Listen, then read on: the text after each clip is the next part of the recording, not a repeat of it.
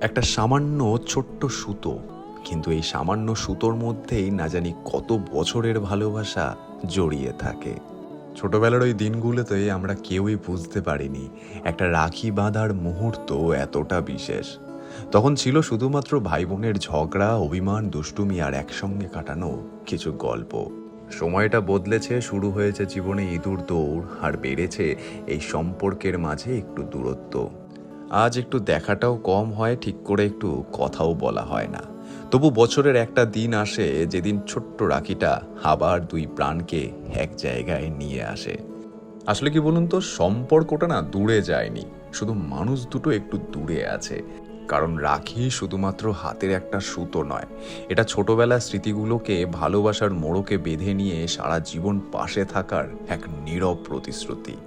এই রাখি বন্ধন যেন সবসময় ঠিক এমনই হয়।